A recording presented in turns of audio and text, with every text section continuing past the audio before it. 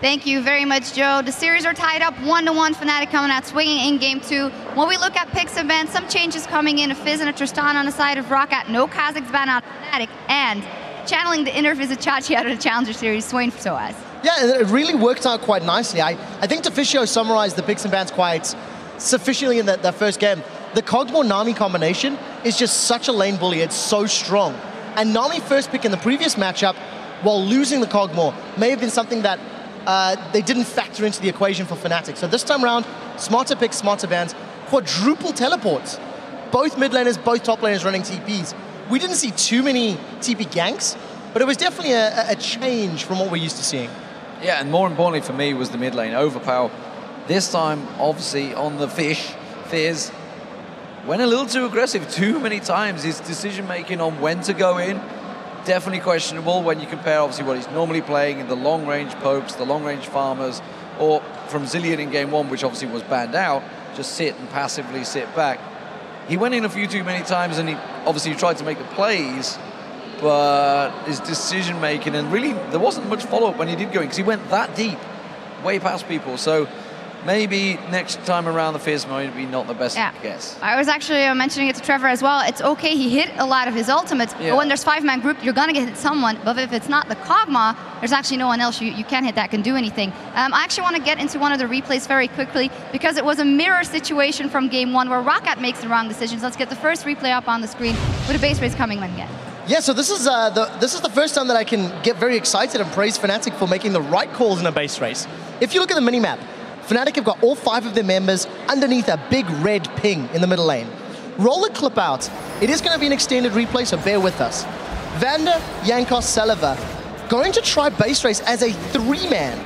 And there's 5 members of Fnatic in the mid lane against a champion with no wave clear. So we're about to cut the camera over to Fnatic as they continue to push. And even though Overpower's doing the best he can to try and, dissuade Fnatic, it simply doesn't work out.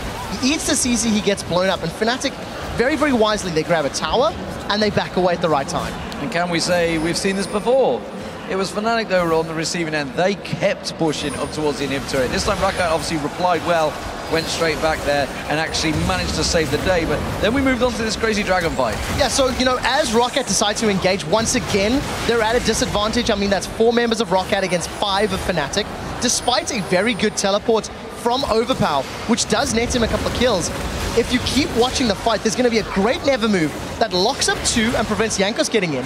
And then the 3-man stun from Peke just allows Reckless to wreck ROCCAT. It was a very good play. It was a near mirror of game 1, where ROCCAT did that to Fnatic, and it cost them the game. Fnatic did it to ROCCAT, Fnatic win the game. Hell, base race to Dragon, maybe game 3, 3rd time's the charm. Who knows, and you mentioned it there as well. We were kind of guessing how will you play this Swain, because of course when we saw it last time, he just got so many kills that he could snowball the game. In this case, very different. Going in, hit the never move on 3 people, hit a stun on 3 people, Kog'Maw, do your thing. It was basically separating everyone. We talked about obviously Fizz going in, nobody else could go in because never move was just basically thrown in their face, or the slow. If we saw Jankos trying to pounce in there, he would get singled out so quick. It was a tricky, honestly, setup for ROCCAT. They had no follow-up, no way of getting in there, while Tristana has magnificent range. Vander wasn't able to land hooks because he simply couldn't get close enough. One thing for Fnatic I did notice in the end, as we did say, maybe they could have gone in here a little further, or gonna have gone in a little quicker, get that inhibitor down, get maybe the Nexus down, but they waited it out a little. Yeah, they played it safe. I mean, they were against double teleports. We were talking about Overpower's Fizz and how when he plays Fizz, he loves to teleport it behind the team. It's like a signature move. He absolutely loves coming in from the side, from behind, putting Chum the Waters down, and then getting aggressive. So Fnatic, I think they played it safe. I think they did the right things. And at the end of the day, it was the strategic controlling Fnatic that everybody was expecting to see in the series. Yeah, I think we have a great series on our hands here. But now, at the start of the show, we asked you to tell us which European LCS semifinal team do you think would perform the best at Worlds and why? And here's what you had to say. The first one is from @Morphal. I think Alliance will perform the best at Worlds. They've shown that they're really strong and have great team synergy. Absolutely, you can't argue. They are top of the table, 3-1 against every single team in the European LCS. They are the #1 team in Europe right now, but we've got to see how they perform on this stage. Pressure may get to them. This is what they've built up for 8 months to get to.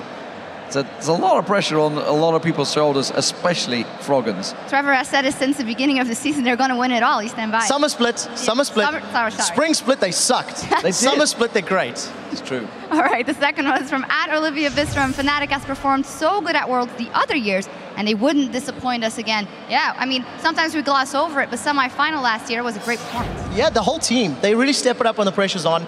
They lose the first game, all of a sudden Fnatic go, ooh, maybe we need to wake up and play, and they smash ROCCAT in game 2. If Fnatic comes back and has that same level of confidence and control, hell, they might be going to finals. Last one from @DreadX666. ROCCAT, they are very underestimated and unpredictable. There's simply no way to prepare for them. I'd even say, before we'd say, yeah, they're going to pull out some strange champion picks. Now it's more that they strategically prepare so incredibly well for these games. Well, they're very good at getting team fight comps right now. That's what's worked out. It's what worked out against Super Hot Crew. We saw Super Hot Crew mimic their exact team comp they played them against game 1. So they're very good at that. The question is, how can they adapt in this best-of-5 situation? Fnatic have got their number after one game. They've figured them out and changed. How will ROCCAT respond? It's a big, tough ask. All right, well, thank you guys for sending those in, and we'd love to hear more. Tweet to us @LOL Esports throughout the playoffs, and be sure to use that hashtag LCS. We'll take a short break while the Rift is prepared, and when we come back, it'll be Game 3 between Fnatic and ROCCAT. Stay tuned.